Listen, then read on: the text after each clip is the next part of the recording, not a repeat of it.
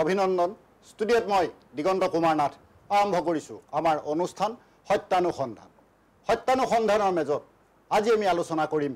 জুবিনক অপমান কৰা সকলৰ বিচাৰ কোনে কৰিব এটা গুৰুত্বপূৰ্ণ প্ৰশ্ন সাম্প্ৰতিক সময়ৰ অতি গুৰুত্বপূৰ্ণ এই বিষয়ত আমি আজি আলোচনা কৰিম এই আলোচনা কৰিবলৈ যোৱাৰ সময়ত মোৰ মনলৈ আহিছে মিছাইল মেনৰ কথা ভাৰতৰ মিছাইল মেন APJ আব্দুল কালামে এটা কথা কৈছিল জন্ম হোৱাটো ভাগ্যৰ কথা মৃত্যু সময়ৰ কথা কিন্তু মৃত্যুৰ পাছত পৰৱৰ্তী সময়ত মানুহৰ মাজত জীয়াই থকাটো একমাত্ৰ কৰ্মৰ কথা যি কৰ্মৰ কথা যি মিছাইল মেনৰ এই বক্তব্য দৃষ্টান্ত হিচাপে আজি সৰু সজাইৰ জনসমুদ্ৰৰ মাজত নীৰৱে নিশব্দে হৈ আছে জুবিন গাৰ্গ এই কথাৰ পৰা এই ঘটনাৰ পৰা মিছাইল মেনৰ এই কথা হাতে হাতে প্ৰমাণিত হৈছে 100% প্ৰমাণিত হৈছে মৃত্যুৰ পিছত মানুহৰ মাজত কৰ্মৰ দ্বাৰাহে জীয়াই থাকিব পাৰি সেই কথা এতিয়াও যেন সৰু সজাইৰ পৰা জুবিন গাৰ্গে চিঞৰি চিঞৰি কৈ আছে সেই অনুভৱ আমাৰ হৈছে তাৎপৰ্যপূৰ্ণভাৱে এই কথাৰ পৰা শিক্ষা গ্ৰহণ কৰিব লাগে আমাৰ সমাজে আমাৰ ৰাজনীতিকসকলে বুলি এই কাৰণে মই ইয়াত উল্লেখ কৰিছোঁ প্ৰত্যেক মুহূৰ্তে প্ৰতি সেকেণ্ডে আমাৰ মৰমৰ শিল্পী প্ৰাণৰ শিল্পী জুবিন গাৰ্গৰ মৃত্যুৰ ৰহস্যই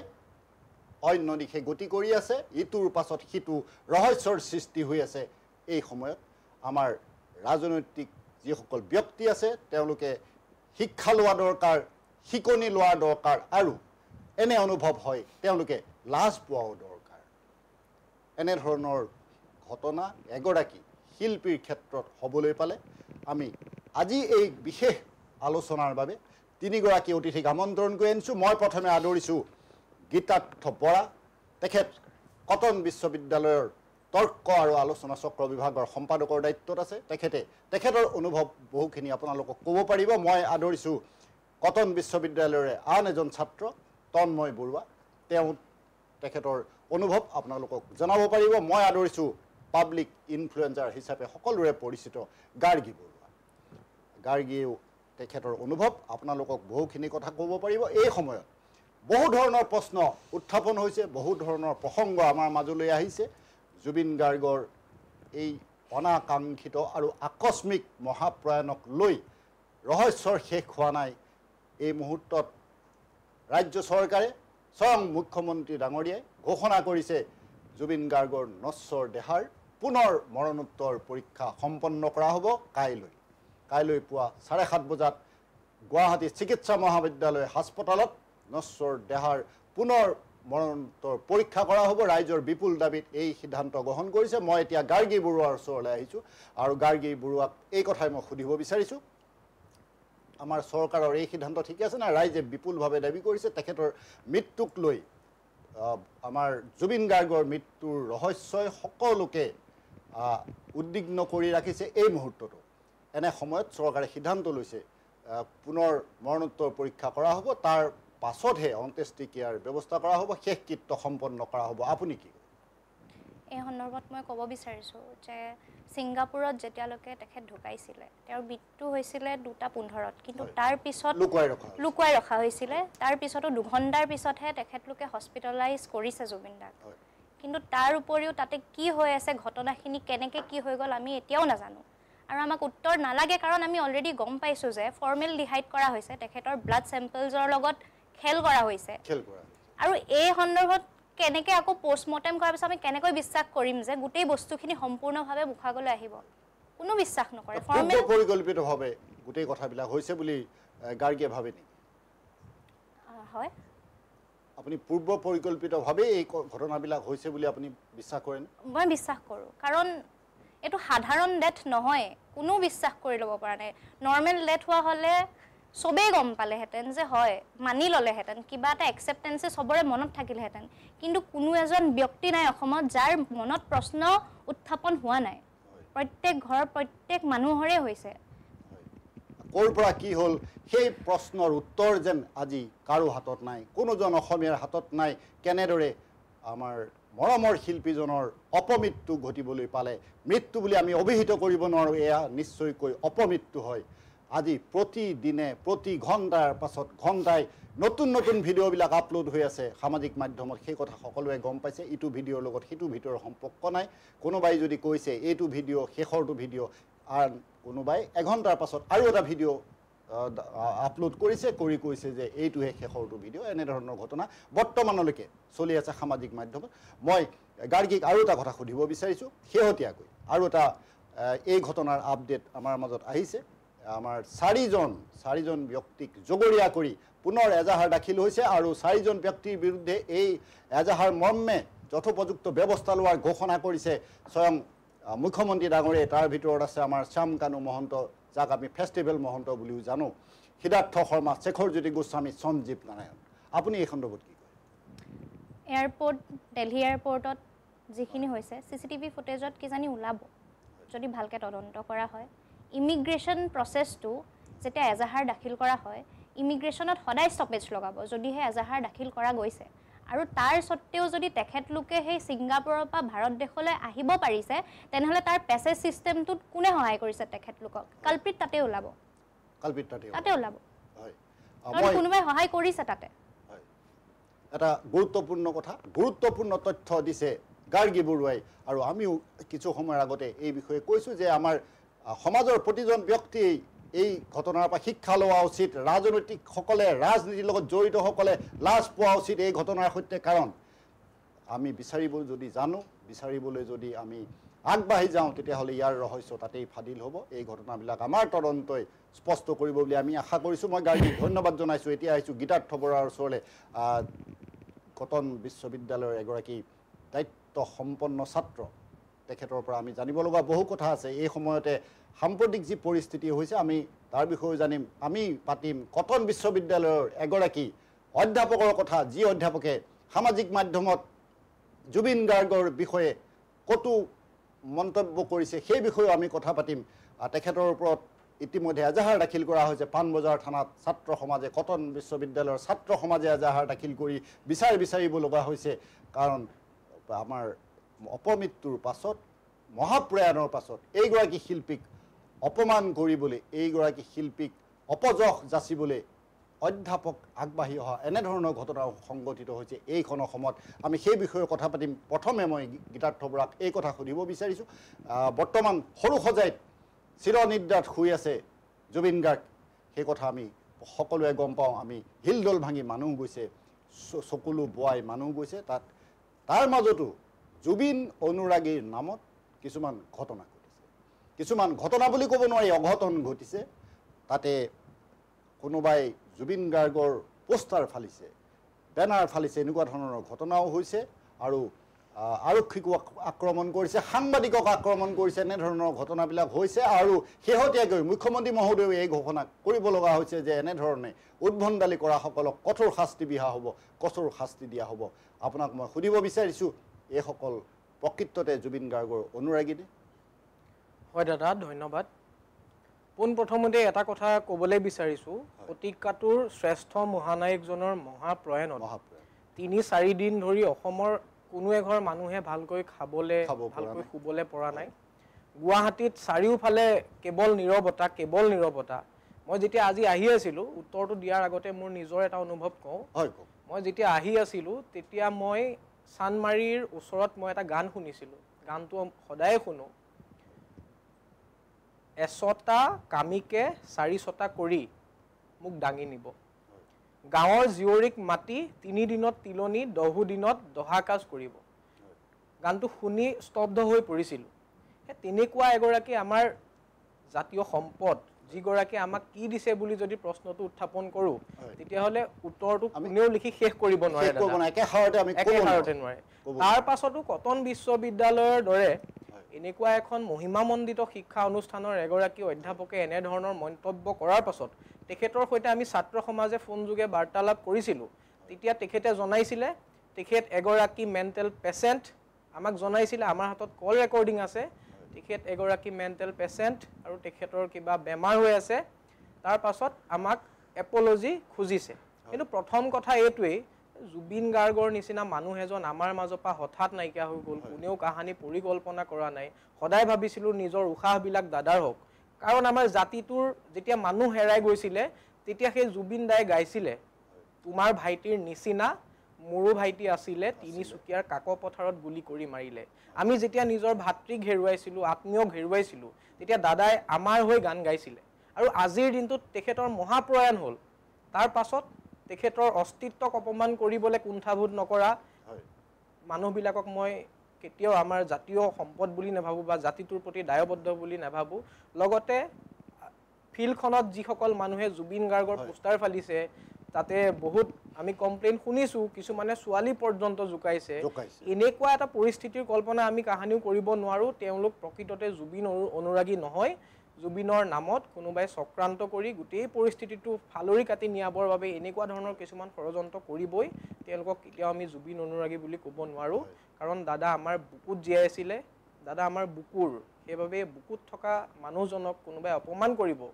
তাৰ পাছত তেওঁলোকে দাবী কৰিব যে তেওঁলোক জুবিন অনুৰাগী এই কথাটো কেতিয়াও কোনো মানুহে সহজভাৱে মানি ল'ব নোৱাৰে দাদা হয় মই গীতাৰ্থক ধন্যবাদ জনাইছোঁ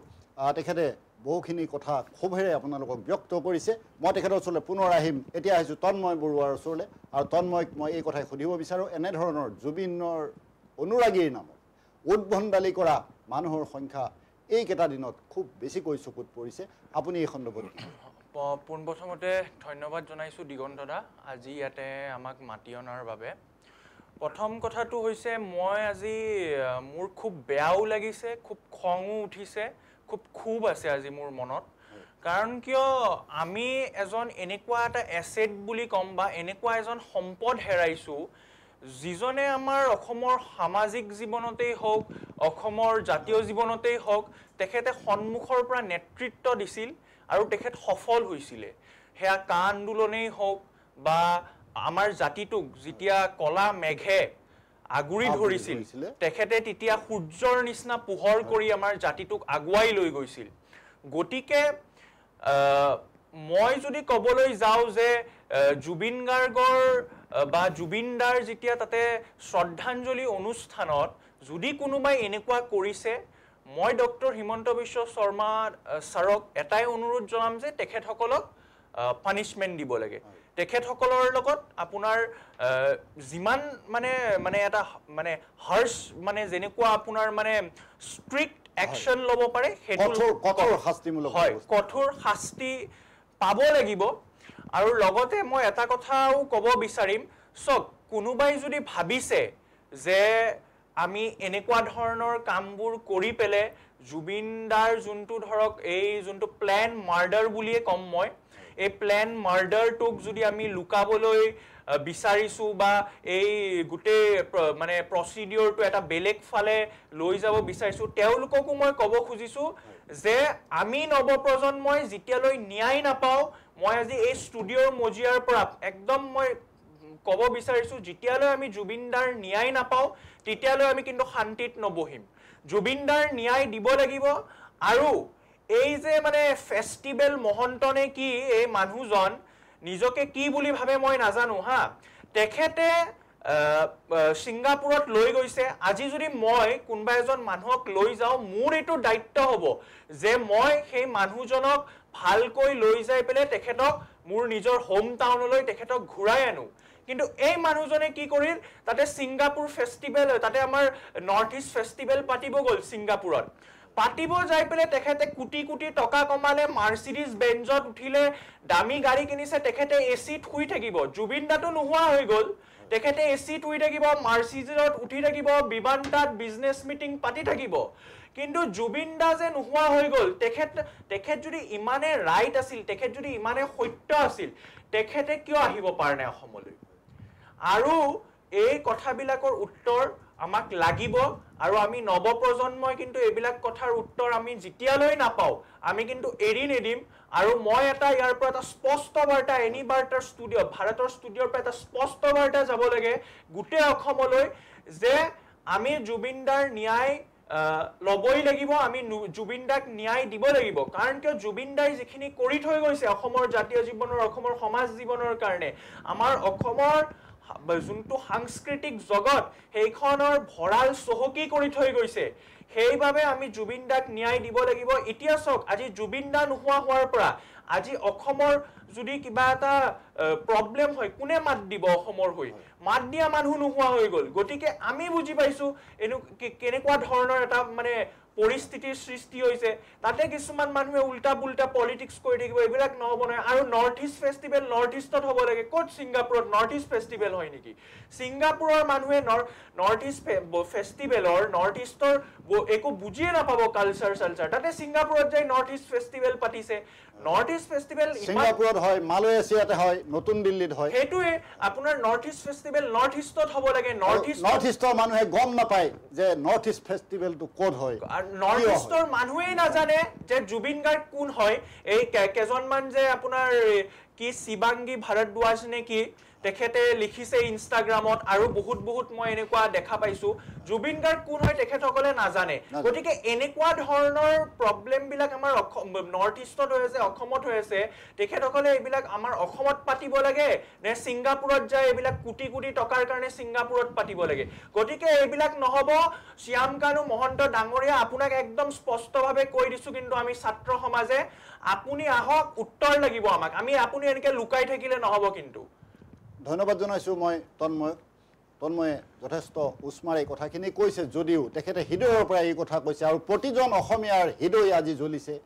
কাৰোবাৰ ঘৰত হয়তো চৌকা জ্বলা নাই কিন্তু সকলোৰে হৃদয়বোৰ জ্বলিছে এনেধৰণৰ ঘটনা আমাৰ মাজত সংঘটিত হৈছে মই এতিয়া আহিম গাৰ্গী বৰুৱাৰ ওচৰলৈ এই ধৰণৰ কথা কৈছে আমাৰ তন্ময়ে এটা কথা উল্লেখ কৰিলে যে জুবিন গাৰ্গ কোন সেই কথা নজনা মানুহো আছে আৰু জুবিন গাৰ্গ কোন নজনা মানুহে আমাৰ অসমৰ বিভিন্ন ঠাইত শেহতীয়াকৈ কেইবাটাও ঘটনা কৰিছে আমাৰ প্ৰতিবাদকাৰীসকলৰ লগত যুদ্ধত লিপ্ত হৈছে তৰ্ক যুদ্ধ কৰিছে পুলিচ সোমাব লগা হৈছে এনেধৰণৰ ঘটনা হৈছে আৰু শেহতীয়া এটা কথা মই কৈছোঁৱে কটন বিশ্ববিদ্যালয়ৰ স্বয়ং অধ্যাপকে জুবিনৰ বিষয়ে সামাজিক মাধ্যমত কটু কথা লিখিছে এই ঘটনাবিলাক জুবিনক হেয় কৰিবৰ কাৰণে আমাৰ প্ৰাণৰ শিল্পীজনক মহান শিল্পীজনক হেয় কৰিবৰ কাৰণে কিয় কৰা হৈছে বুলি গাৰ্গী বৰুৱাই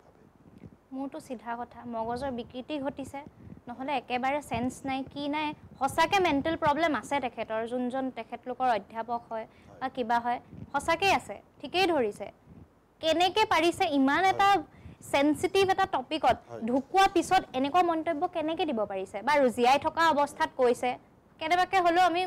মানি লৈছো কিন্তু ঢুকুৱা পিছত কোন ফালেদি কেনেকে ক'ব পাৰিছে তেখেতে কথা কেনেকে আৰু হে যোনজনী ছোৱালীক এতিয়া অলপ দুদিন নহয় কালি তাই সেইখিনি মন্তব্য দিছে অসমৰ মানুহৰ ননসেন্স কৈছে তাৰ উপৰিও কৈছে যে একো নাজানে ইংলিছত ক'লে বুজিয়েই নেপাব কি জানি তাইৰ মতে মানে ইংলিছ জানিলেহে মানুহৰ ইন্টেলেকচুৱেল মানে হেতুহে হলগে তাইৰ মতে ইংলিছ জানিলেহে ইন্টেলেকচুৱেল মানুহ তাতেই গম পোৱা গৈছে কিমান ইন্টেলেকচুৱেল তাই হয় তাই ক'ৰ পৰা বিলং কৰে কেনেকে ক'ৰ হয় তাইক আমি উলিয়াই আনি আমি সৰি খুজিছিলোঁ তাই সৰি কৈছে যেতিয়া আমাৰ সোশ্যাল মিডিয়াত প্ৰপাৰ মেকআপত তেখেতৰ হাৰ্টফেল সৰি আমি শুনি নেপালোৱে ক'ব লাগে কৈছে আৰু মাক দেউতাকে ইয়াৰ পৰা পঠিয়াই দিছে বেংগলোৰৰ পৰা তাই সৰি কৈছে ভিডিঅ' কিন্তু অসমতে বনাইছিলে তাই কিন্তু বেংগলোৰ পঠাবলগীয়া হৈছে কিয় যদি সৰি তই ফিল কৰিছ ক মুখৰ আগত কহি স্পষ্টভাৱে কক কিন্তু স্পষ্টভাৱে ককে হোৱা নাই গাৰ্গীক মই ধন্যবাদ জনাইছোঁ একেধৰণৰ ঘটনাই অসমত চলি আছে আৰু গাৰ্গীক মই আকৌ সুধিব বিচাৰোঁ যে এনেধৰণৰ মানুহবিলাক যিসকল লোকে অসমত থাকে অসমৰ বায়ু পানী সকলো সেৱন কৰে অসমীয়াৰ সৈতে মিলি থাকে সেইসকল মানুহে যেতিয়া সুধিব জুবিন গাৰ্গ কোন মই নাজানো গতিকে মই মোৰ প্ৰতিষ্ঠান বন্ধ নকৰোঁ এনেধৰণৰ কথা কৈ পেলাই এনেধৰণৰ কথাক লৈ বিতৰ্ক হোৱা বহু ঘটনা এইকেইটা দিনত সংঘটিত হৈছে আমাৰ এইখন অসম ভূমিত এনেধৰণৰ মানুহবিলাকক লৈ আমি কি কৰা উচিত আপুনি কি ভাবে ছিংগাপুৰ ফেষ্টিভেল এতিয়াও কন্টিনিউ হৈ আছে ফটো এতিয়াও আহি আছে কোনে কেনেকে পাৰমিট কৰিছে ইমান এটা ডাঙৰ ঘটনা হৈ গ'ল শ্যাম কানু মহন্তই যদি জুবিন গাৰ্গক ইমান ভালেই পাইছিলে তেখেতে ষ্টেজতো সদায় কৈছিলে যে এখেত নহ'লে মই কোনো নহয় তেন্তে কেনেদৰে আপোনালোকে এলাউ কৰিছে ছিংগাপুৰত নৰ্থ ইষ্ট ফেষ্টিভেলটো কেনেকে কন্টিনিউ হৈ আছে আচৰিত কথা ইমান যদি ভালেই পাইছিলে এই আচৰিত কথা মই এই কাৰণে ক'লো যে নৰ্থ ইষ্টৰ মানুহে উত্তৰ পূৰ্বৰ মানুহে গম নাপায় ক'ত কেতিয়া কিমান তাৰিখৰ পৰা নৰ্থ ইষ্ট ফেষ্টিভেল হয় অসমৰ মানুহেও গম নাপায় ক'ত কেতিয়া নৰ্থ ইষ্ট ফেষ্টিভেল শ্যামকানু মহন্তই পাতে সেই বিষয়ে কোনেও গম নাপায় আৰু আমাৰ হাতত থকা তথ্যমতে যিদিনাখন জুবিন গাৰ্গৰ মহাপ্ৰয়াণ ঘটিছিলে পৰলোক প্ৰাপ্তি ঘটিছিলে তাৰ পৰৱৰ্তী দিনাহে নৰ্থ ইষ্ট ফেষ্টিভেল আৰম্ভ হৈছিলে ছিংগাপুৰত এনেধৰণৰ ঘটনাবিলাকো আছে তাৰ মাজতে মই এতিয়া আহিছোঁ গীতাৰ্থ বৰাৰ ওচৰলৈ এটা গুৰুত্বপূৰ্ণ প্ৰসংগলৈ আমি আলোচনালৈ আহিছোঁ আজি এগৰাকী অধ্যাপকৰ কথা এই অধ্যাপকৰ কৰ্মকাণ্ডৰ কথা তেখেতে সামাজিক মাধ্যমত স্পষ্টভাৱে এই কথা লিখিছে চিৰঞ্জীৱ সাহু তেখেতৰ নাম জুবিন ৱাজ ভেৰি কানিং ধূৰ্ত তেখেতে স্পষ্টভাৱে এই কথা লিখিছে তেখেতে এই কথাও লিখিছে he apologizes immediately if the opponent is bigger যদি শক্তিশালী প্ৰতিদ্বন্দ্বী দেখে তেখেতে লগালগ ক্ষমা প্ৰাৰ্থনা কৰে এনেধৰণৰ কথা লিখিছে তেখেতে লিখিছে he picks up fights with people whom he can browbeat যাক কমজুৰিভাৱে যাক কম ক্ষমতা সম্পন্ন বুলি ভাবে তেখেতসকলক ভীতিগ্ৰস্ত কৰে এনেধৰণৰ কথা লিখিছে চিৰঞ্জীৱ সাহু অকল এই জুবিন গাৰ্গৰ কথা লিখিয়েই এখেত বিতৰ্কলৈ অহা নাই তেখেতে ইয়াৰ পূৰ্বেও বহুকেইটা কৰ্মকাণ্ড কৰিছে তেখেতে লাচিত বৰফুকনকো এনেধৰণে বিতৰ্কৰ আওতালে টানি আনিছিলে আৰু এটা চৰিত্ৰ এগৰাকী মহিলাৰ এগৰাকী অভিনেত্ৰী মহিলাৰ চৰিত্ৰলৈও তেখেতে যথেষ্ট কথা লিখিছে আৰু যি তথ্য জুবিন গাৰ্গ এই প্ৰাণৰ শিল্পীগৰাকীৰ সৈতে সাঙুৰি লোৱা হৈছে এনেধৰণৰ বিতৰ্কৰ কথা আছে এই বিতৰ্ক সন্দৰ্ভত গীতাৰ্থ বৰাই কি কয় হয় দিগন্ত দা আটাইতকৈ পৰিতাপৰ কথা এইটোৱেই যে মই 2020 চনৰ পৰা আজিৰ দিনটো পৰ্যন্ত কটনৰ ইতিহাস বিভাগৰ সৈতে জড়িত আৰু সেই আৰু এই ইতিহাস বিভাগৰে অধ্যাপক হয় এইগৰাকী চিৰঞ্জীৱ সাহু হয় মই আপোনাক এটা বিক্ষিপ্ত কথা কৈছোঁ এবাৰ মই ক্লাছৰুমতে আছোঁ প্ৰতিবাদী এটা সমদল গৈছে কটনৰ সূৰ্য কুমাৰ ভূঞা লাইব্ৰেৰীৰ সন্মুখেদি তেতিয়া আমাক ক্লাছ কৰি থকা সময়তে কৈছিলে যদি মোৰ বুলেটখনত কিবা হয় তেখেতৰ বুলেটখন ৰখাই থোৱা আছিলে পাৰ্কিঙত যদি মোৰ বুলেটখনত কিবা হয় তেতিয়াহ'লে বুলেটখনক আঘাত হনা মানুহকেইটাক গুলিয়াই তেওঁলোকৰ তেজ মই মোৰ বুটজোৰত ভৰাই পি যাম এই তেনেকুৱা এগৰাকী মানুহে এই কথাটো কোৱাটো মানে মই একেবাৰে মানে এইভাবে আচৰিত হোৱা নাই কাৰণ তেখেতে নিজে নিজকে এগৰাকী মেণ্টেল পেচেণ্ট হিচাপে ঘোষণা কৰিছে ইতিমধ্যে তেখেতে ইতিমধ্যে মই আৰু এটা আপডেট দিবলৈ পাহৰি গৈছোঁ দুদিন এদিন হৈছে তেখেতৰ ষ্টেটাছত দেখিছিলোঁ তেখেতে এটা জিমেইল সেন্ড কৰিছে ৰেজিষ্টাৰ কটন ইউনিভাৰ্চিটিক তেখেতৰ ৰেজিগনেশ্যনৰ কাৰণে সেইটো এটা কথা নতুন এটা আপডেট কিন্তু আমি আৰু এটা কথা পাহৰি গ'লে নহ'ব যে কিছুমানে বহুত নেৰেটিভ সৃষ্টি কৰি আছে আৰু দিগন্ত দা আৰু এটা কথা যে পৰিস্থিতিৰ পৰা বেলেগ এটা পৰিস্থিতিলৈ লৈ যাবলৈ অসমত নেৰেটিভ সৃষ্টি কৰা মানুহ বহুত আছে আজি এইবিলাক নেৰেটিভৰ মাজত যদি প্ৰকৃত দোষীটো হাৰি যায় তেতিয়াহ'লে আমাৰ জাতিটোৰ নিচিনা আৰু দুৰ্ভগীয়া জাতি এইখন পৃথিৱীত কোনো নাই আমাৰ যি জাতিৰ সাংস্কৃতিক পৰিক্ৰমা আমাৰ জাতিৰ ৰাজহাড় আমাৰ জাতিৰ চিনাকি আমাৰ স্বাভিমান যে আমি জুবিন গাৰ্গক চিনি পাওঁ আমি জুবিন গাৰ্গৰ গান শুনো সেই মানুহজন নোহোৱা হোৱাৰ পিছত আজি বহুত ধৰণৰ নেৰেটিভ ওলাব আৰু এই নেৰেটিভবিলাকৰ মাজত যদি প্ৰকৃত দোষী হাৰি যায় তেতিয়াহ'লে আমাৰ নিচিনা দুৰ্ভগীয়া জাতি পৃথিৱীত ক'তো নোলাব দিগন্ত দা মই একদম স্পষ্টকৈ ক'বলৈ বিচাৰিছোঁ যিকেইজন মানুহৰ ওপৰত ইতিমধ্যে আমাৰ সন্দেহৰ চকু পৰিছে সেই মানুহখিনিৰ ওপৰত সকলো অসমবাসীৰ সন্দেহৰ চকু পৰিছে সেই মানুহখিনিৰ ওপৰত পানী নসৰকা চূড়ান্ত একদম ধুনীয়াকৈ তদন্ত হওক তাৰ পাছতহে আমাৰ অসমৰ মানুহখিনিয়ে ক'ৰবাত ন্যায় লাভ কৰিব বুলি ভাবিছোঁ ন্যায়ৰ কথাটো নাহেই আমাৰ আটাইতকৈ ভাল মানুহগৰাকী আমাৰ বুকুৰ মানুহগৰাকী আমাৰ কলিজা হাৰ্ট থ্ৰব জুবিন গাৰ্গক যিহেতু তেওঁলোকে কাঢ়ি নিলেই কাঢ়ি নিয়াৰ আঁৰৰ সঁচা কথাটো আমি যদি গম নাপাওঁ আটাইতকৈ দুৰ্ভগীয়া কথা হ'ব দিগন্ত দা আমাৰ মৰমৰ শিল্পীগৰাকীৰ আত্মায়ো যাতে তেতিয়াহে শান্তি পাব সেই ধৰণৰ এটা ঘটনাৰ সৃষ্টি হৈছে মই আহিছোঁ তন্ময়ৰ ওচৰলৈ আৰু তন্ময়ক এই কথা সুধিব বিচাৰিছোঁ এনেধৰণৰ কৰ্মকাণ্ডৰে এজন অধ্যাপকে বিশ্ববিদ্যালয়ত অধ্যাপনা কৰি আছে এইটোতো কম ডাঙৰ কথা নহয় আৰু খন্তেক আগতে গীতাৰ্থ বৰাই এই কথা প্ৰকাশ কৰিলে যে ছাত্ৰৰ তেজ পি খাবলৈ ইচ্ছা কৰা সেইগৰাকী অধ্যাপক কেনে এটা ডাঙৰ কথা হৈছে এনেধৰণৰ অধ্যাপকো আমাৰ কটন বিশ্ববিদ্যালয়ৰ দৰে ঐতিহ্যমণ্ডিত এখন বিশ্ববিদ্যালয়ত আছে ভাবিলেই আচৰিত লাগে তন্ময়ে কি কয় হয় দিগন্ত দা গীতাৰ্থ দাই যেনেকৈ ক'লে যে তেখেতে ধৰক আগতেও এনেকুৱা ধৰণৰ ষ্টেটমেণ্ট কিছুমান পাছ কৰিছে ষ্টুডেণ্টক লৈ পেলাই গতিকে মই কটনত আহিছোঁ 2023ত আহিছোঁ গতিকে যেতিয়া আহিছোঁ তেতিয়াৰ পৰাই মই বহুত ধৰণৰ সেনেকুৱা কণ্ট্ৰভাৰ্চি শুনিছোঁ বা আৰু তেখেতক আমি ধৰক যোনবিলাক আমাৰ কটনত অনুষ্ঠান হয় সেইবিলাকত তেখেতক কোনো কমিটিটো ৰাখা নহয় বা কোনো সেনেকুৱা অনুষ্ঠানৰ লগত তেখেত জড়িতও নহয় হয় হয় সেনেকুৱা ধৰণৰ বুলিয়ে ক'ব পাৰি খালি তেখেতে যেতিয়া ধৰক এনেকুৱা কিবা ধৰক অসমত ধৰক কিবা এটা যদি এনেকুৱা ধৰক সৃষ্টি হয় কিবা সেইখিনি সময়ত তেখেতে কমেণ্ট পাছ কৰে এনেকুৱা ধৰণৰ এইবাৰ বুলি নহয় প্ৰত্যেকবাৰে তেখেতে এনেকুৱা ধৰণৰ কমেণ্ট পাছ কৰে কমেণ্ট পাছ কৰাৰ পিছত এইবাৰ যিহেতু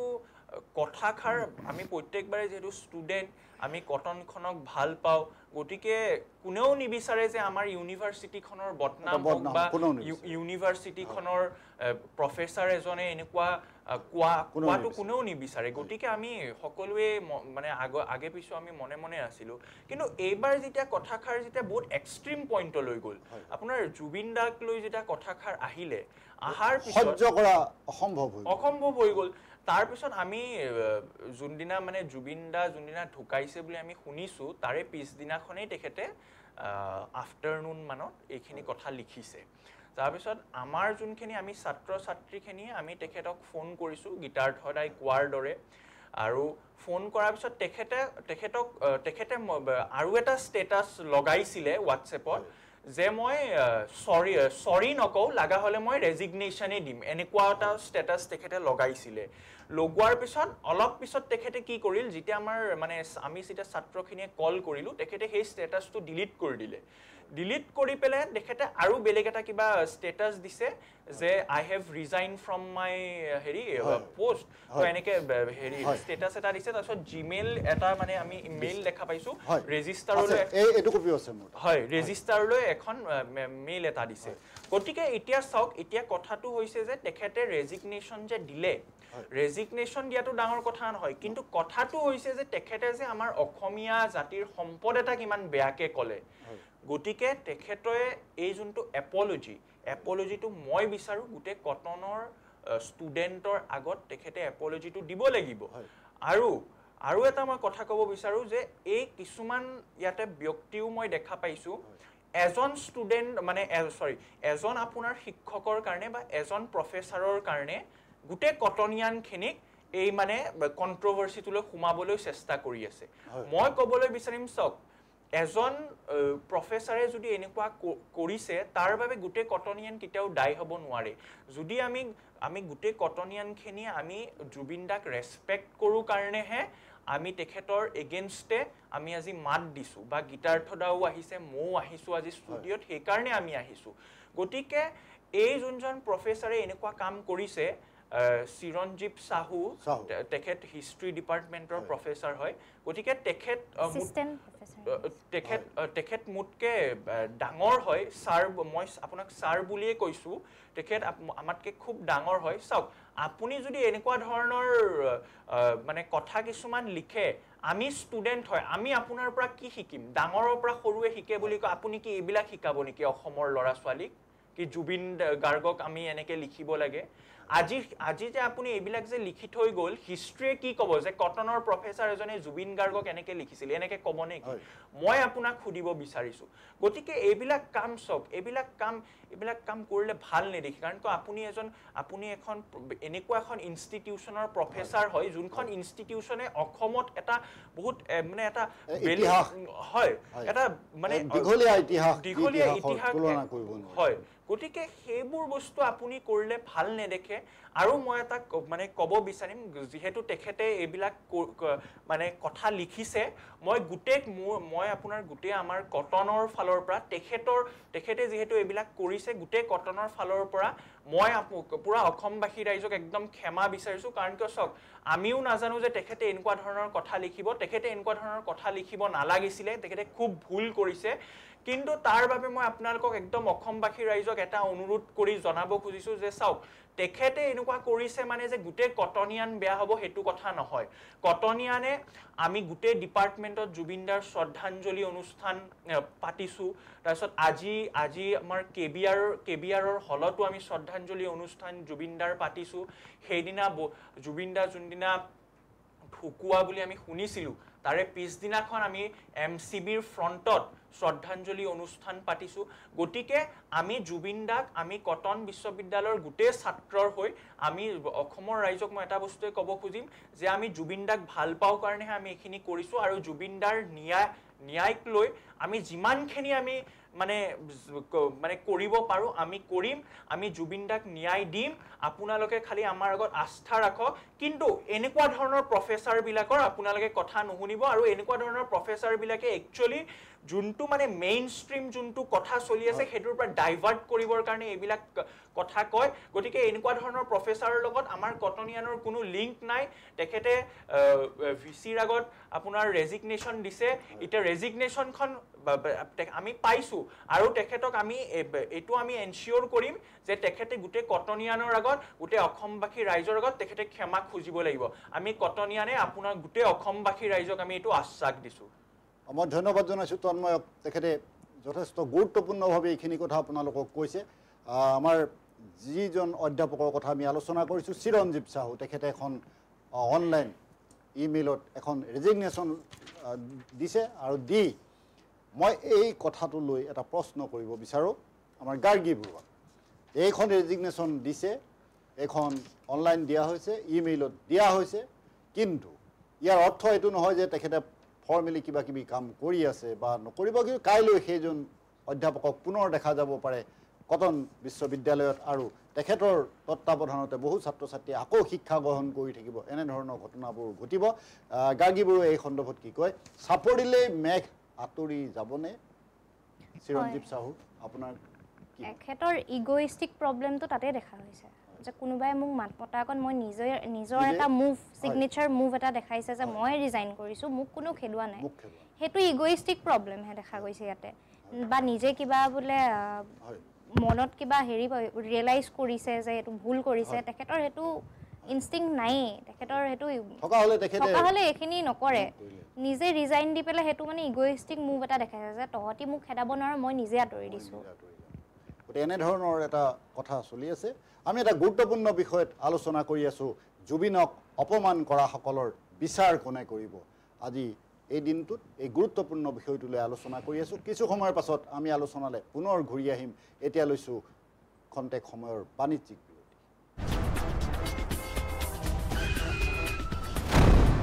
এক্সিডেণ্টৰ পৰা বাচিলা হয় কিন্তু এই ধোঁৱা ধূলি সোপাৰ পৰা কেনেকৈ বাচিবা হে এইবোৰে কলিজা হাওঁফাওঁ চব খাব বুজিছা হাৰ্ট এটেক হৈ মৰিব লাগিব মোৰ চকুকেইটাও পুৰিছে বুজিছেনে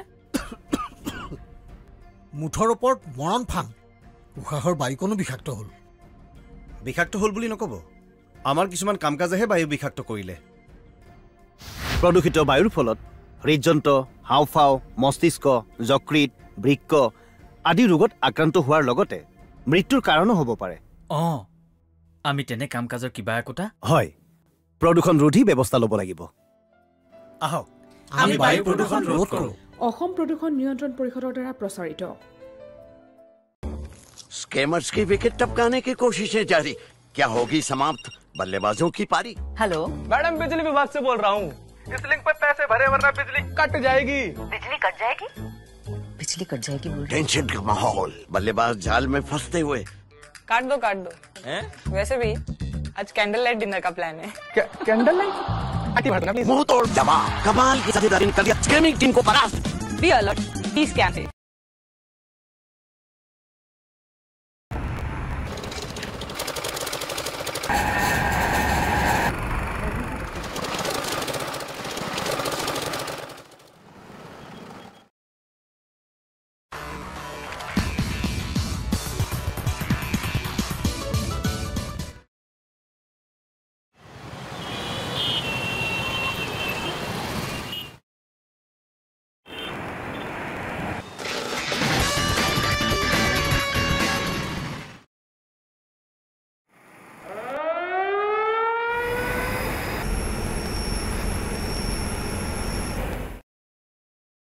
অসম প্ৰদূষণ নিয়ন্ত্ৰণ পৰিষদৰ দ্বাৰা প্ৰযোজিত আৰু প্ৰচাৰিত।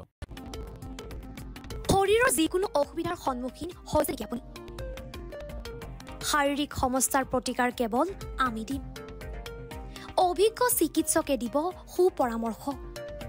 প্ৰতি সপ্তাহত থাকিব বিভিন্ন ৰোগৰ বিশেষজ্ঞ চিকিৎসক। চাবলৈ নাপাহৰিব এনিভাৰ 24ৰ বিশেষ অনুষ্ঠান স্বাস্থ্য বিশেষ।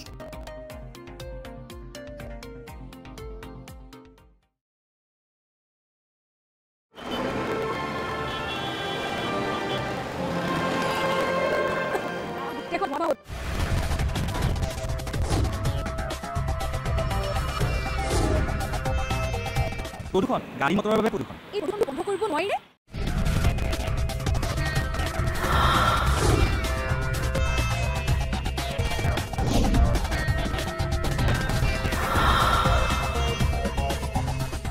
বহু পৰিমাণে কমাব পৰা যায়। এই প্ৰদূষণে কম ক্ষতি কৰিছেনে বাৰু? সেই কথা আমি নিজে নুবুজিলে কোনে বুজাব?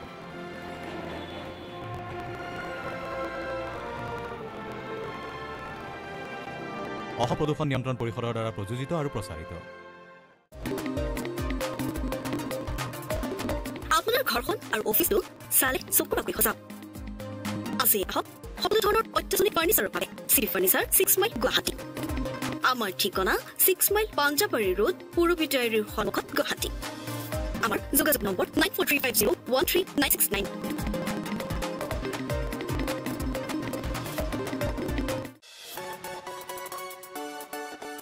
ৰবাৰ বাহনৰ বাবে সুখবৰ। আপুনি যদি দুচকীয়া বাহন ক্ৰয় কৰিব বিচাৰিছে তেন্তে এতিয়াৰ পৰা আৰু চিন্তাৰ কোনো প্ৰয়োজন নাই।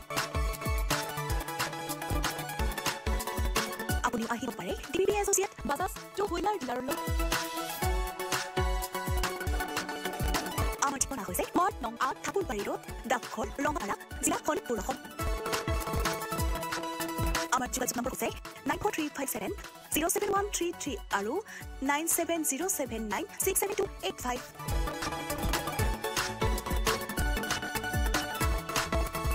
बिजनेस रजिस्टर हो गया? यस, सिर्फ करंट अकाउंट बाकी है। करंट अकाउंट के लिए तो एसबीआई बेस्ट है। यूएस मशीन देगा और क्यूआर कोड भी। Best cash deposit limit east का वेस्ट इंडस्ट्री में बेस्ट सबको पता है। एसबीआई करंट अकाउंट बेस्ट है सबको पता है। ए বাইদেউ কি কৰে জাবৰ পেলাও আকৌ এই পলিথিন প্লাষ্টিকৰ জাবৰবোৰ সদায়তো এই নলাটোতে পেলাই আহিছো। পলিথিন প্লাষ্টিক পেলাই নলাটো একেবাৰে বন্ধ কৰি পেলাইছে। পানী ওলাই যাব নোৱাৰে নহয়নে বাইদেউ? ৰ'ব এক মিনিট ৰ'ব। আপুনি জানে পলিথিন প্লাষ্টিক পানীত নপৰে, মাটিতো মিলি নাযায়। আপোনালোকে সেইবোৰ নলাত পেলায় আৰু গোট খাই নলাটো বন্ধ হৈ যায়। হ'ব আৰু নেপেলাও দিয়ক, জ্বলাই দিম। আৰু বেছি বেয়া হ'ব, জ্বলালে বায়ু বিষাক্ত হ'ব। তেনেহ'লে কি কৰিম? জাবৰ নিবলৈ অহা নাইবা ফেৰিত দি দিব, তেওঁলোকে কাৰখানা বেচিব আৰু কাৰখানাত নতুন বস্তু বনাব। বুজিলেনে? বুজিলো। প্লাষ্টিক পলিথিন য'তে নেপেলাব আৰু নজ্বলাব। নিবলৈ অহা মানুহকে দি দিবচোন, দুপইচা পাব।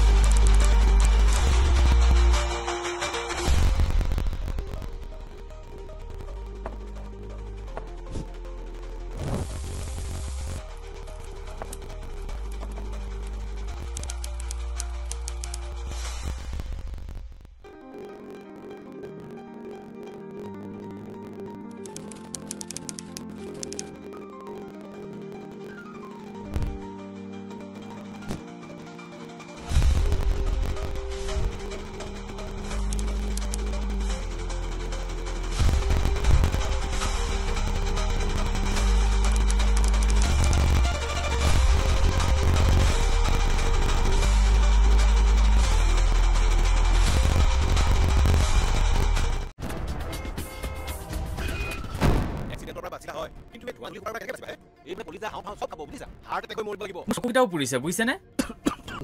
মুঠৰ ওপৰত মৰণ ফাং উশাহৰ বাইকো বিষাক্ত হ'ল বুলি নক'ব আমাৰ কিছুমান কাম কাজে বিষাক্ত কৰিলে প্ৰদূষিত বায়ুৰ ফলত হৃদযন্ত্ৰ হাওঁফাওঁ মস্তিষ্ক যকৃত বৃক্ক আদি ৰোগত আক্ৰান্ত হোৱাৰ লগতে মৃত্যুৰ কাৰণ হ'ব পাৰে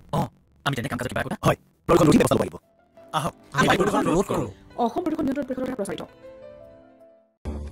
स्कैमर्स की विकेट टपकाने की कोशिशें जारी क्या होगी समाप्त बल्लेबाजों की पारी हेलो मैडम बिजली विभाग से बोल रहा हूँ इस लिंक पर पैसे भरे वरना बिजली कट जाएगी बिजली कट जाएगी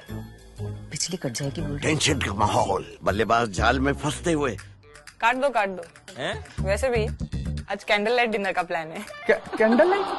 आंटी भर दो ना प्लीज मुंह तोड़ दबाव कमाल की साझेदारी ने कर दिया स्कैमिंग टीम को परास्त बी अलर्ट बी स्कैम से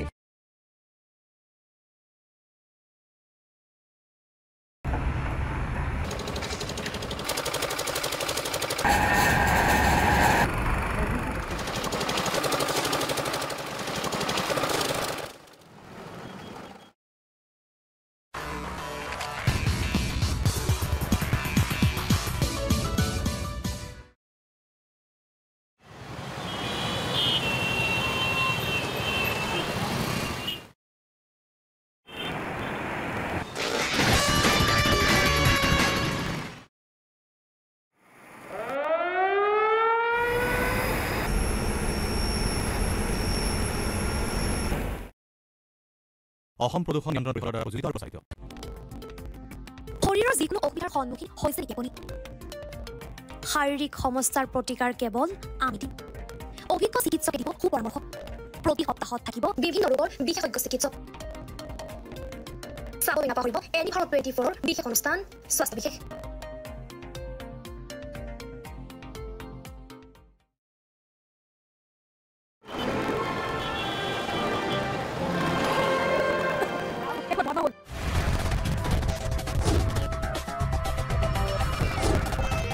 প্ৰদূষণ গাড়ী মটৰৰ বাবে প্ৰদূষণ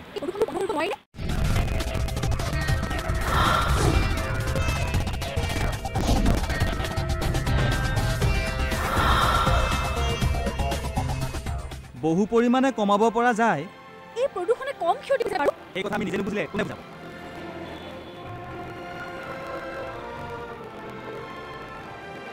অসম প্ৰদূষণ নিয়ন্ত্ৰণ পৰিষদৰ দ্বাৰা প্ৰযোজিত আৰু প্ৰচাৰিত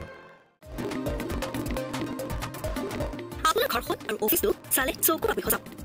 আজি আহক সকলো ধৰণৰ অত্যাধুনিক ফাৰ্নিচাৰৰ বাবে চিটি ফাৰ্নিচাৰ 6 মাইল গুৱাহাটী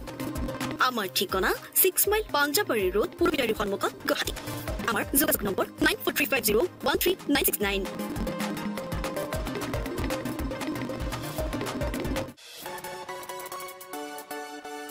ৰঙাৰ আশীৰ্বাদী সুখবৰ আপুনি যদি দুচকীয়া বাহন ক্ৰয় কৰিব বিচাৰিছে তেন্তে এতিয়া পৰা আৰু চিন্তাৰ কোনো প্ৰয়োজন নাই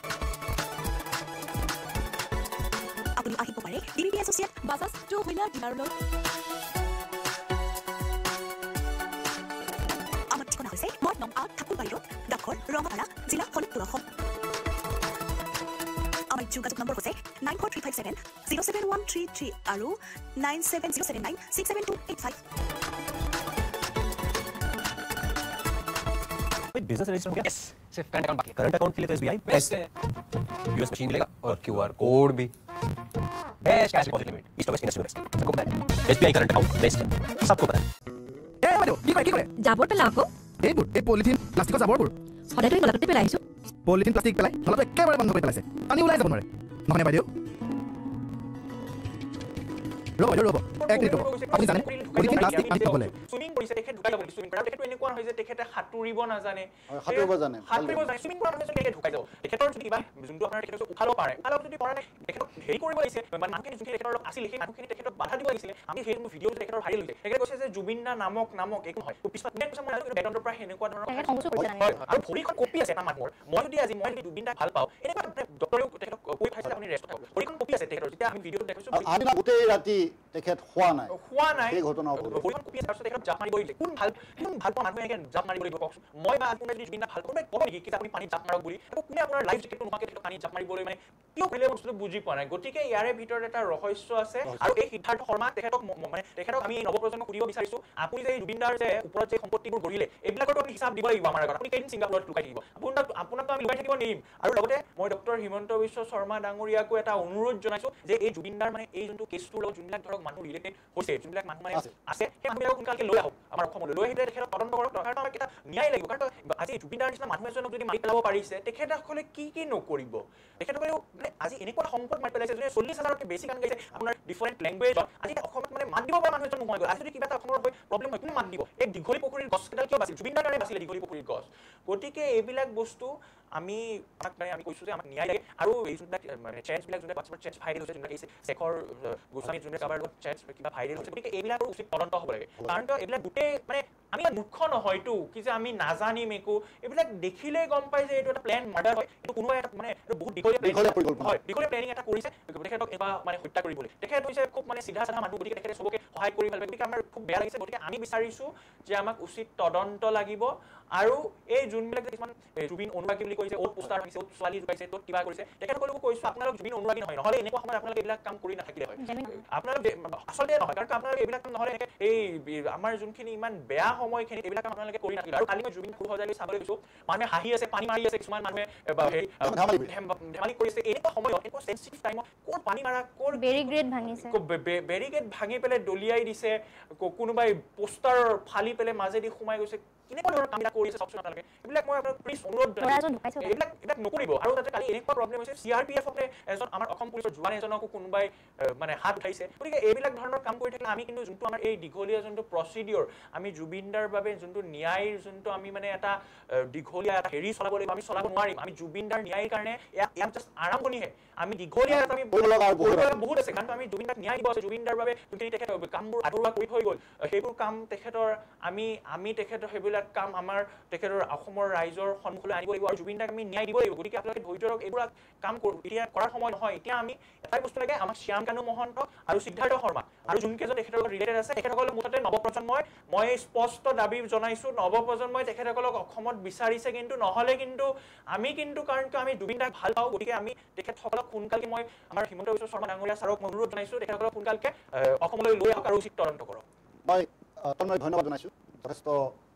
ক্ষোভেৰে তেখেতে কথাখিনি কৈছে যদিও তেখেতৰ কথা অস্বীকাৰ কৰিব নোৱাৰি তেখেতৰ কোনোটো শব্দ আমি উল্লেখ কৰিব নোৱাৰোঁ আমাৰ নৱপ্ৰজন্মৰ আমাৰ উত্তৰ প্ৰজন্মৰ এই দাবী সেই দাবীক তেখেতে প্ৰতিনিধিত্ব কৰিছে মই এতিয়া আহিছোঁ গাৰ্গী বৰুৱাৰ ওচৰলৈ আৰু গাৰ্গী বৰুৱাক মই এটা বিশেষ প্ৰসংগ উল্লেখ কৰিব বিচাৰিছোঁ কালিৰ পৰা প্ৰায় সকলোৰে মোবাইলত বহুকেইটা চেনেলৰ মাজত এনে হোৱাটছআপ স্ক্ৰীনশ্বট এটা চলি আছে বিভিন্ন ধৰণৰ কথা আছে তাত শেখৰ জ্যোতি গোস্বামী বুলি সন্দেহ কৰা হৈছে যে দুজন বন্ধুৰ মাজত বাৰ্তালাপ হৈছে আৰু এনেধৰণৰ ঘটনা ঘটে আৰু বহু সময়ত এনেধৰণৰ ঘটনা কিছুমান ঘটে যিটো স্মক স্ক্ৰীন বুলিও ক'ব পৰা যায় কাৰণ এনেধৰণৰ হোৱাটছআপত হওক অনলাইনত হওক এনেধৰণৰ বস্তু নিজে সৃষ্টি কৰিব পাৰি আপুনি এই সন্দৰ্ভত তেখেতে ক্লিয়াৰলি নিজকে ডিফেন্স দিব কাৰণে এইখিনি কাম কৰা গৈছে ভয় খাইছে তেখেতে যে মানুহখিনি গম পোৱা আগতে মই নিজে ছেফটিৰ কাৰণে এইখিনি কাম কৰিছে কাৰণ তেখেতে উল্লেখ কৰিছে যে তাত তেখেতে অকণমান বিয়েৰ খাইছে বুলি কৈছে কিন্তু তথ্যৰ মতে 3 দিন ধৰি ৰেগুলাৰ যেতিয়া ছিংগাপুৰ গৈছে জুবিনে ৰেগুলাৰ বেচিছত তেখেতে মানৱদ্ৰব্য মানে কনজিউম কৰি আছে এলকহল কনজিউম কৰি আছে তেনেকুৱা অৱস্থাত পানীত এৰি দিয়াটো মানে ভাবিবলগীয়া কথা সেই চিজাৰ থকা মানুহ এজন পানীত যদি তেনেকৈ এৰি দিয়ে 3 দিন ৰেগুলাৰ মদ খুৱাই পেলাই আৰু ভিডিঅ'টোত ক্লিয়াৰলি দেখা গৈছে যে জুবিনে যাব বিচৰা নাই পানীলৈ সংকোচ কৰিছে যে তাত উল্লেখো কৰিছে তেখেতে পানীলৈ বিৰাট ভয় খায় উৎসাহিত হৈ তেখেত যোৱা আৰু তাতে উল্লেখ কৰিছে যে ই বেলেগ ভয় কৰে পানীলে বেলেগ ভয় কৰে তাত গৈ থাকোঁতে মানুহজনক কিয় মানে যোনটো তেখেতে পিন্ধিছে লাইফ জেকেট পিন্ধিছে লাইফ জেকেটটো তেখেতৰ চাইজৰ নহয় ইমান ইৰেছপনচিবল মেনেজমেণ্টটো ইমান ইৰেছপনচিবল যে নিজৰ লাইফ জেকেটটো তেখেতে নিজৰ চাইজৰ মতে পিন্ধাই নাই ইয়াতে আমাৰ অসমতে লাইফ জেকেট পিন্ধিলে কিমান ছেফটি আমাৰ মেজাৰ্ছ লোৱা হয় অসমতে ছিংগাপুৰৰ নিচিনা জেগাত ইমানখিনি ছেফটি মেজাৰ্ছ নথকা নহয় মানুহজন ছেফলি ভিডিঅ'টো যোনখিনি এণ্ড হৈছে মানুহটো মুখৰ পৰা কিছুমান লিকুইড পৰা যোৱা গৈছে আমি যদি জুম ইন কৰোঁ পজ কৰোঁ ভালকৈ যদি শ্ল'লি আমি ভিডিঅ'টো চাওঁ তাতে বহুতখিনি বস্তু ওলাই পৰিছে তেখেতৰ লিকুইড যেতিয়া বাহিৰলৈ ওলাইছে এনেকুৱাতে ভিডিঅ'টো এণ্ড হৈছে তাৰপিছত ভিডিঅ'টো নাই দুটা ভিডিঅ' ক্লিপ আমি পাইছোঁ এটাটো হৈছে যে যাব লাগে ইফালে যাব লাগে ছেকেণ্ড ক্লিপটোত তেখেতে ফ্ল'ট কৰি থকা ভিডিঅ' এটা পাইছোঁ তেখেত মানে চেন্সলেছ হৈ গৈছে আৰু শেখৰে কোৱামতে শেখৰ যোনজন মানুহ তেখেতে কোৱামতেও যে তেখেত ফ্ল'ট কৰিছে যেতিয়া দাঙি আনিছে তেতিয়া বডিটো হেভি হৈ গৈছে সেই বডি হেভি হৈ যোৱা মুমেণ্টতে কিজানি মৃত্যু ঘটিছে কিন্তু তেখেতে ক'ব বিচৰা নাই কিন্তু কথাটো পৰৱৰ্তী সময়ত বহু ঘণ্টা ধৰি গাপ দি ৰখা হ'ল সেই কথাও পোহৰলৈ আহিছে সেইটো আৰু এটা কথা সিদ্ধাৰ্থ গোস্বামী এই যে নাচামণি তেখেত অসমলৈ আহিছে বডিৰ দিল্লীৰ বডিৰ লগতে তেখেত অহা হৈছে কিন্তু অসমৰ কোনটো চুকত লুকাই আছে তেখেত কোনো গম নাপায় কিয় গম পোৱা নাই তেখেত আছে এজন কি নাম তেখেতৰ ফেষ্টিভেল মহন্ত ইয়েছ তেখেত আছে দিল্লীতে কিন্তু সিদ্ধাৰ্থ গোস্বামী আহিছে অলৰেডি অসমলৈ তেখেত কোনে লুকুৱাই থৈছে আৰু এটা মাজত এটা কথা কৈছে এই যে বাৰ্থ ডেথ চাৰ্টিফিকেটখন যেতিয়া দিছে ছিংগাপুৰৰ মানে ৰিপাব্লিক অফ ছিংগাপুৰ বুলি তাতে লিখা আছে ডেথ চাৰ্টিফিকেটখন যেতিয়া দিছে তেখেতসকলে যেতিয়া ভিডিঅ'টো কৈছে যে 2:30 ৰ পৰা 3 PM মানে তাৰে টাইমত মই কৈ আছো সেইখিনি সময়ত জুবিন দা ঢুকাইছে ডেথ চাৰ্টিফিকেটখনত দিয়া আছে 5:13 PM এখিনি মানে গ্যাপটো কি হ'ল মাজৰখিনিত বহুত বস্তু ঘটি যাব পাৰে বহুত বস্তু ঘটিছে আৰু এই ঘটা বস্তুখিনি আমাক লাগে এটা আৰু ছিংগাপুৰৰ প্ৰশ্নবোধকৰ বহুত সৃষ্টি হ'ল আৰু ছিংগাপুৰৰ যোনবোৰ লোক আমাৰ অসমৰ যোনবোৰ মানুহ থাকে বসবাস কৰে তেখেতলোকে ভিডিঅ' টাইম টু টাইম আপডেটো কৰি আছে তেখেতলোক বহুত দেৰি বাহিৰত ৰখি আছে কিন্তু না কোনোবা আহিছে না গৈছে না কিবা কি চলি আছে একো খবৰেই পোৱা নাই আৰু অসমৰ সব ৰাইজে সৰু সৰু বাচ্চালৈ জানে যে জুবিন দাৰ বাৰ্থডে হৈছে ডেট অফ বাৰ্থ নৱেম্বৰ 1972 এই যোনখন ডেথ চাৰ্টিফিকেট তাতে আপোনাৰ ডেট অফ বাৰ্থটো দিছে জানুৱাৰী 1972 এইবিলাক খেলিমেলি কিয় কৰিছে এইবিলাক খেলিমেলিটো এনে নহয় ইৰেসপন্সিবল বুলি তাতে গম পোৱা যায় দিগন্ত দা আৰু এটা কথা মই ক'বলৈ বিচাৰিছো কাৰণ আজি মই সুবিধাটো পাইছো যদি ৰাইজৰ কথাটো কৈ নাযাওঁ ৰাইজৰ লগত ন্যায় কৰাটো নহ'ব আজি জুবিন গাৰ্গৰ মৃত্যু হ'ল আমাৰ পৰা কাহিনীলে দুখী ইতিমধ্যে কোন সেই কথা আমাৰ মাজত সন্দেহৰ আৱৰ্তত সোমাই পৰিছে বহুত কথা আছে ৰহস্য ঘন হৈ পৰিছে কিন্তু আজিৰ দিনটো চৰকাৰখন কেনেকৈ ব্যৰ্থ মই যদি ক'বলৈ যাওঁ আজি অসমৰ মানুহখিনিয়ে জুবিন দাক এবাৰলৈ চাবলৈ বিচাৰিছিলে আজি যোৰহাট যিখন টাউনত জুবিন দাই কৈছিলে it's my town it's my place it's my city সেই মানুহখিনিয়ে তেখেতক এবাৰ নিজৰ অঞ্চলটোক চাবলৈ অলপমান হেঁপাহ কৰিছিলে আজি চৰকাৰ প্ৰশাসনলৈ এটা প্ৰশ্ন মুখ্যমন্ত্ৰী হওক অসমৰ মন্ত্ৰী হওক প্ৰধানমন্ত্ৰী হওক বিদেশ ভ্ৰমণৰ নামত কিমান টকা তেওঁলোকে খৰচ কৰে আৰু জাতীয় জীৱনৰ আটাইতকৈ ডাঙৰ সম্পদটো এই শতিকাৰ আটাইতকৈ ডাঙৰ মহানায়কজনৰ মহাপ্ৰয়াণৰ পাছত তেখেতক আজি যোৰহাটৰ মানুহখিনিক দেখাব পৰা নাই আজি ভূপেন হাজৰিকাৰ সময়ত কি কৰা হৈছিলে সেই কথা অসমে জানে তাৰ পাছত আজি জুবিন গাৰ্গৰ লগত এনেকুৱা কিয় কৰা হৈছে আজি মানুহখিনিক চাবলৈ কিয় দিব পৰা নাই আজি তাত মেনেজমেণ্ট কিমান বেয়া তাতে ল'ৰা এটাক খোজকাঢ়ি গছক মৰিছে বুলি শুনিছোঁ ইমান মানুহৰ মাজত সেয়া তেওঁলোকৰ আৱেগিক জুবিন দাৰ লগত থকা অন্তৰৰ সেইবিলাক মিল ক'বলৈ নাযাওঁ কিন্তু তেওঁলোকৰ আজি মেনেজমেণ্ট ব্যৰ্থ তেওঁলোকে আজি জুবিন দাক তেখেতৰ নচৰ দেশটো সেইবাৰলৈ নিজৰ চহৰখনৰ মানুহখিনিক দেখুৱাবলৈ অসমৰ্থ তাৰ পাছত আজিৰ দিনটোত তেখেতসকলে যিখিনি হৈ আছে সেইখিনি একেবাৰে বেয়া দেখিছোঁ উচিত তদন্ত হওক শাস্তিয়ে ন্যায় দোষীয়ে শাস্তি পাওক কথা বতৰাই খেলি মেলি হৈ গৈছে মোৰ একেবাৰে একো ক'বলৈ মন নোযোৱা হৈ গৈছে এতিয়া গীতাক ধন্যবাদ জনাইছোঁ মই এতিয়া তন্ময় আহিছোঁ আৰু তন্ময়ক মই এটা কথা সুধিব বিচাৰিছোঁ এই যি এজন মানুহৰ নাম শেহতীয়াকৈ আমাৰ হাতলৈ আহিছে আমাৰ সকলো মানুহে এই কথা গম পাইছে সঞ্জীৱ নাৰায়ণ শেখৰজ্যোতি গোস্বামী সিদ্ধাৰ্থ শৰ্মা আৰু শ্যামকানু মহন্ত তেওঁলোকৰ ওপৰতো বিহিত ব্যৱস্থা লোৱা হ'ব বুলি স্বয়ং মুখ্যমন্ত্ৰীয়ে ঘোষণা কৰিছে আপুনি আশাবাদীনে ব্যৱস্থা কেনেধৰণৰ লোৱা হ'ব বা এই সকলো মানুহক পৰৱৰ্তী সময়ত আমাৰ মানুহে পাহৰি যাব নেকি কাৰণ অসমীয়া মানুহে বহুত কথা পাহৰি যায় সেই কথা আমাৰ যুগে যুগে ইতিহাস হৈ আছে প্ৰমাণ হৈছে চাওক সেই কথা আমি সেইটো আমাৰ অসমৰ আমাৰ ৰাইজৰ ওপৰত ডিপেণ্ড কৰিব আমি যিহেতু জুবিন দাই আমাক যেতিয়া মই আগতেও কৈছোঁ আকৌ পুনৰ কৈছোঁ যেতিয়া অসমখনক কলা ডাৱৰে আগুৰি ধৰিছে জুবিন দাই এটা সূৰ্যৰ নিচিনা আমাৰ এই অসমখনক পোহৰৰ বাট দেখুৱাইছিলে গতিকে আমি সেই যদি বস্তু আমি যদি তেখেতৰ এই মানে যোনটো সেইবিলাক যদি আমি পাহৰি যাওঁ তেখেতৰ যদি আমি ট্ৰান্সপাৰেঞ্চিটো নেদেখোঁ যোনটো আমাৰ ধৰক ইনভেষ্টিগেশ্যনত তেতিয়াহ'লে সেইটো ভাবোঁ সেইটো আমাৰ অসমবাসীৰ বাবে এটা বৃহৎ লছ বুলি মই ভাবোঁ কাৰণ কিয় আমি যদি সেই বস্তুখিনি জুবিন দাই আমাক আজি কিমানখিনি বস্তু দি থৈ গ'ল সেইখিনি মই ক'ব নালাগে সেইখিনি অসমৰ ৰাইজে জুবিন দাৰ যেতিয়া মানে জুবিন দাক যেতিয়া লৈ আহি আছিল তেতিয়া অসমৰ ৰাইজে দেখুৱাইছে কিন্তু আমি এই যোনখন মানে সংগ্ৰাম বুলিয়ে মই কৈছোঁ এইখন আমি অব্যাহত ৰাখিব লাগিব তেতিয়াহে আমি জুবিন দাৰ কিন্তু যোনজন কালপ্ৰিট জুবিন দাই মানে কিহৰ কাৰণে জুবিন দা আমাৰ মাজৰ পৰা নোহোৱা হৈ গ'ল আৰু তেখেতৰ চাওক তেখেত বোলে এতিয়া বোলে বহুত বয়স হৈছে তেতিয়া বোলে ঢুকাইছে তেতিয়াও মানি ল'ব পাৰি তেখেত মাত্ৰ অনলি 52 ইয়াৰ্ছ তেখেত এতিয়াও আৰু আমাৰ অসমৰ কাৰণে হয়তো কিমান কাম কৰিলে হয় কিমান হয়তো মানে চিনেমা বনালে হয় কিমান গান লিখিলে হয় কিমান দিব পাৰিলে আধা কৰা হৈ আছিল গতিকে কিমান আৰু দিব আছিল গতিকে তেখেতসকলক মানে আমাৰ জুবিন দা কেনেকৈ আমাৰ পৰা লৈ গ'ল এইটো কোনো সহজভাৱে ল'ব নোৱাৰে আৰু মই মানে CM ছাৰক এটা অনুৰোধ জনাম যে চাওক CIDক এই ইনভেষ্টিগেশ্যন প্ৰচিডিয়াৰটো দিয়াতকৈ আমি যদি আৰু অলপ মানে ভাল মানে CBI লৈ যাওঁ তেতিয়া মই ভাবোঁ সেইটো চাওক সেইটো চৰকাৰে আপোনাৰ চৰকাৰে আপোনাৰ হেৰি ল'ব চৰকাৰে দায়িত্ব ল'ব বা চৰকাৰে সেইটো ক'ব যে উচ্চ তদন্ত হয় চৰকাৰে ক'ব কিন্তু আমি যোনটো মানে নৱপ্ৰজন্মই বা মই এজ এ পাৰ্চনেলি যোনটো ফিল কৰোঁ CID-তকৈ মই ভাবোঁ CBI-ক দিলে ইনভেষ্টিগেশ্যন দিগন্তদা মই আৰু এটা কথা এড কৰিবলৈ বিচাৰিছোঁ আমি শেহতীয়া পৰিস্থিতিত অসমত দেখিছোঁ একেবাৰে সাধাৰণ ভুল সাধাৰণ সন্দেহৰ বাবে বহু ৰাজনীতিবিদ বহু মানুহৰ ওপৰত যিখন চৰকাৰে NIA কেছ লগাবলৈ বাধ্য হয় বা সক্ষম হয় আমাৰ জাতিটোৰ আটাইতকৈ ডাঙৰ আপুৰুগীয়া সম্পদটোৰ মৃত্যুত তেখেত নোহোৱা হৈ যোৱাত NIA তদন্ত কিয় নহয় CID CBI ভেকু ভাওনা অসমৰ ৰাইজে ইতিমধ্যে বহুকেইটা কেছ দেখিছে সেইবাবে আমি বিচাৰোঁ এইটো NIA কেছ হ'লে আৰু আমাৰ বাবে ভাল হয় CID CBI বহু সময়ত ভেকু ভাওনা কৰা আমি দেখিবলৈ পাওঁ এইখিনিও কিন্তু একেবাৰে সন্দেহৰ আৱৰ্তত সোমাই পৰিব দিগন্তদা হয় এটা গুৰুত্বপূৰ্ণ কথা কৈছে গীতাৰ্থই আমি ভাবোঁ আমাৰ চৰকাৰে সচেষ্ট ভূমিকা ল'ব আৰু চৰকাৰে এই ক্ষেত্ৰত কৰিব লগাখিনি কৰিব আৰু প্ৰকৃত দোষী সকলোৰে চকুত পৰাকৈ সকলোৱে গম পোৱাকৈ ওলাই আহিব এই ঘটনাৰ আৰু তেতিয়াহে আমাৰ মৰমৰ শিল্পীগৰাকীও তেখেতৰ আত্মায়ো চিৰশান্তি লাভ কৰিব আমি সেই আশা কৰিছোঁ এটা গুৰুত্বপূৰ্ণ বিষয়ত আমি আলোচনা কৰি আছোঁ জুবিনক অপমান কৰাসকলৰ বিচাৰ কোনে কৰিব আমাৰ সময় চমু চাপি আহিছে কিছু সময়ৰ পাছতে আমি অনুষ্ঠানৰ পৰা বিদায় ল'ব লাগিব মই এতিয়া গাৰ্গীৰ ওচৰলৈ আহিছোঁ আৰু গাৰ্গীক এটা কথা সুধিব বিচাৰিছোঁ মোৰ এগৰাকী অভিনেতালৈ মনত পৰিছে সুশান্ত সিং ৰাজপুত তেখেতৰ অপমৃত্যু ঘটিছিলে তেখেতৰ মৃত্যুৰ ৰহস্য আজিও যেন পহেলিকা হৈ ৰৈ গ'ল এনে লাগিছিলে আৰু আমাৰ মৰমৰ শিল্পীগৰাকীৰ জুবিন গাৰ্গৰ এই মৃত্যুৰ ঘটনাৰ লগত সেই ঘটনাৰ কোনো সম্পৰ্ক নাই তথাপি যেন আমাৰ ক'ৰবাত পহেলিকা হৈ থাকিব নেকি গাৰ্গীয়ে কি কয় সেই মিস্ত্ৰীটো যেনেকৈ মিস্ত্ৰী হৈ ৰ'ল আমি জুবিনদাৰ ডেথক লৈ আমি কেতিয়াও সেইটো মিস্ত্ৰী হৈ থাকিব নিদিওঁ আমি অসমৰ মানুহ একগোট হ'ব লাগে যোনখিনি সঁচা হয় সেইখিনি ওলাই আহিবই লাগিব যেনেকেই হওক যি হওক চৰকাৰে ইয়াত সহায় আমাক কৰিবই লাগিব তেখেতে কোৱা মতে CBI আমাক লাগিবই CID-তকৈ CBI বেছি ষ্ট্ৰং হয় আৰু তেখেতলোকে মানে ভয় নাখায় CBI দে আৰ ভেৰি ষ্ট্ৰং আৰু আমাক তেনেকুৱা ষ্ট্ৰং বস্তুৱে লাগিব আৰু ট্ৰান্সপেৰেঞ্চি আমাক থাকিবই লাগিব যি বস্তু তদন্ত কৰিছে ডেট শুড বি ট্ৰান্সপেৰেণ্ট আমাৰ মুখৰ আগত মানে এতিয়া ধূলি চেতিয়াই লাভ নাই it should not B A মিস্ত্ৰী মানে কেতিয়াও সেইটো মিস্ত্ৰী হৈ থাকিব নালাগে যাতে জুবিন দায়ে যাতে জাষ্টিছ পাওক তেখেতৰ আত্মাই শান্তি পাওক আৰু অসমৰ মানুহৰ মাজতো সুৰেৰে গীতেৰে